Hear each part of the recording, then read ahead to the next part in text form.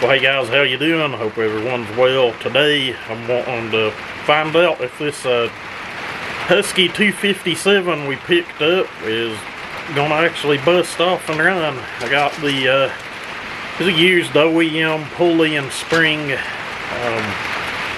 Got that in yesterday, so I'm gonna get that in the Recoil cover and see if we get this thing to bust off.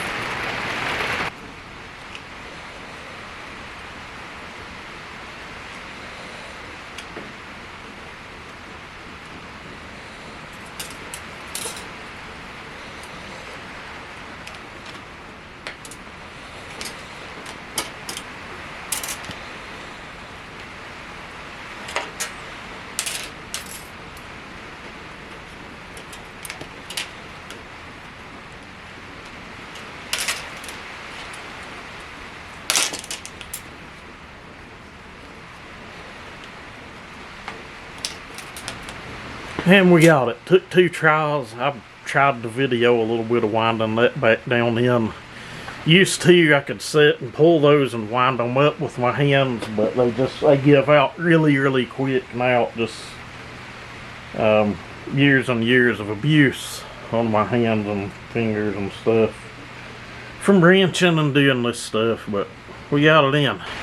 That is one crazy design. I've seen this on other saws before. It's actually usually pulling saws, but the way it was when I pulled it apart and the way I done it here is I left a little bit of this rope, brung it around, pushed it under, and took my torch and got it good and hot and burning, and then cinched it down real tight, and hell, I promise you, it ain't never gonna go nowhere. It's the way the other one was, and I'm pretty sure it was that way from the factory, but super weird design, but hey, I guess it works. Alright guys, for those of you that missed the unboxing video, there she is in all her glory.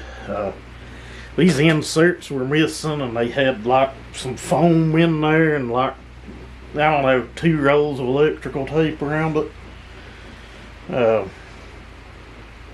I've not really looked at nothing other than we looked at in that other video, so tank smelled like it had fresh fuel in it. I'm thinking the culprit might have been just, you know, the spring broke, or who knows, they'd had to recoil apart because it, you know, it was put back together and just completely missing the spring, so that lets me know that recoil's probably what downed the saw, but never assume anything. We all know how that goes, but let's just give the old girl the benefit of the doubt.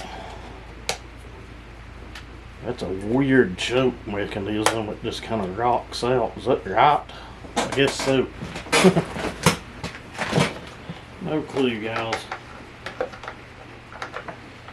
So this is the first one of these in this chassis I've owned.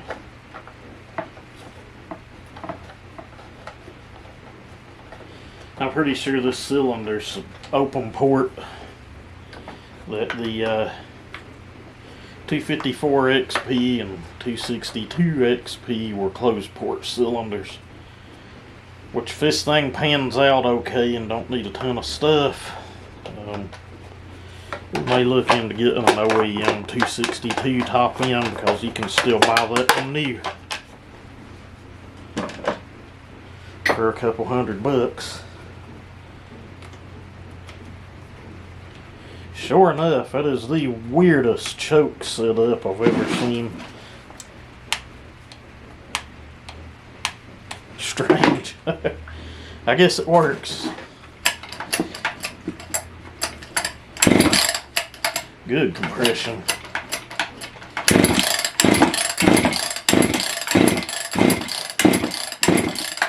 If she ain't busted off in 9 pulls, she ain't going to. Air filter set up. Looks like it's just got a screw on top of it. We'll just give it a shot of something and see what that does.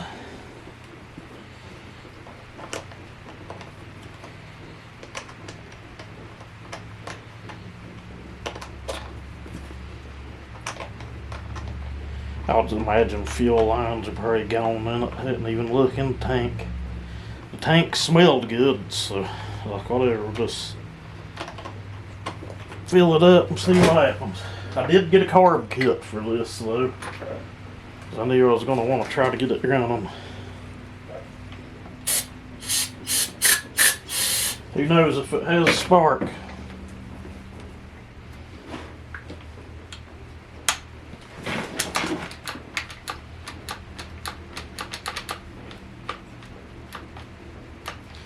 Wow, this is just a weird saw in general. Look at the short travel on that throttle.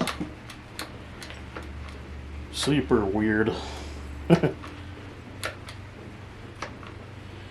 Very why they didn't make it very long or very video.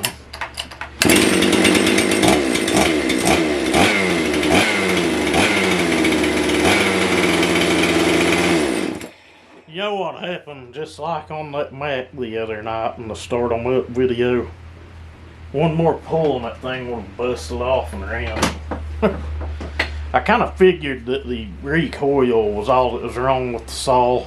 I never like to assume anything, but I think my assumption on that one was right on par.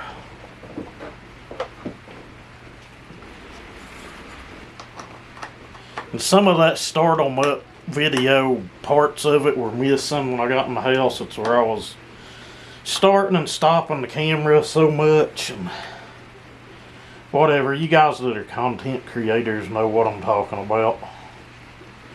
Fuel line on it don't feel real bad. Jets.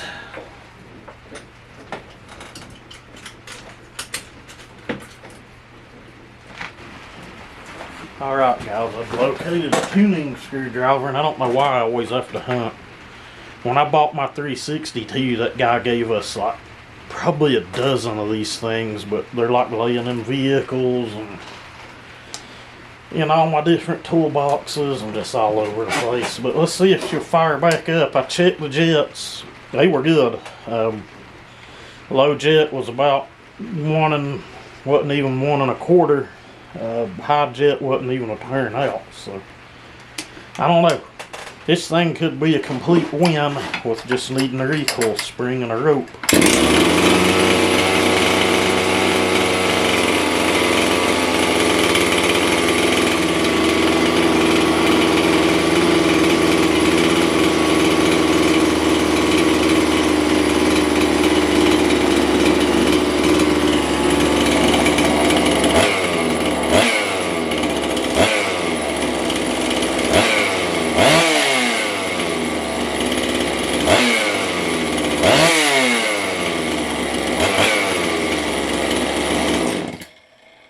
Boy, she's peppy.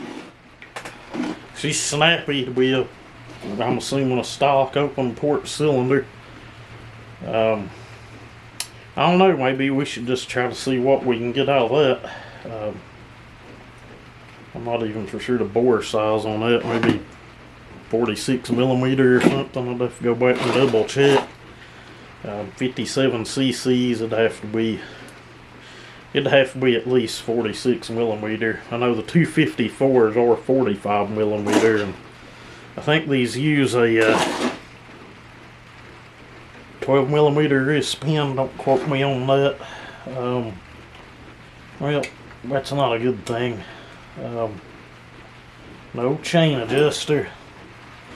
I bought a cover for a 55.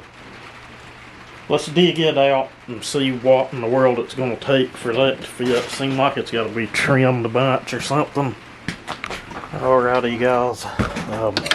I just bought a bare cover. It's the cheapest thing to do. The chain brakes on these cheap aftermarket covers, they suck.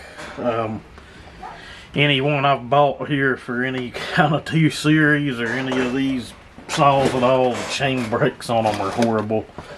I didn't even like the chain brake on my old original 61. It just bumped too easy. Well, the bolt holes kind of line up. Well, maybe shit out of luck. I swore I seen some of you guys use one of these covers. Basically, I think this whole back section needs cut out. I might just be able to snip that damn thing off and go on that easy. Gotta love the Chinesian plastic. It's almost on. I'm thinking we just need to cut it out all the way down through here. It's probably gonna look like dog shit, but it'll be alright too. So I'll do that, I'll bring you guys back, and we'll see if that thing fits then. Alright guys,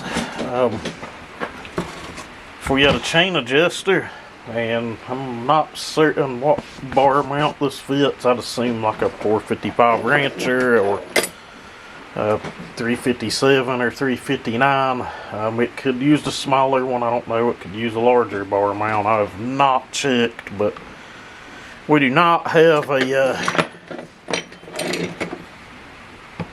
chain adjuster. I'm sure there's probably one here I could rob out of something, but I don't really like doing that. I cleaned up the bolt holes on those bushings in that cover. Sometimes you have to do that. This is like the cheapest cover I could buy just to see if I could even make it work. And if I was doing it over, I would have just drew out a line straight down to where it would come just below the handlebar and done it that way. And I did have to trim out some of the chip deflector inside of it. I actually trimmed too much. I was just kind of eyeballing it and freehanding it, but why it has a decomp, I don't know. Thing's super easy to pull over without it, but you know, that's just a grandma or grandpa.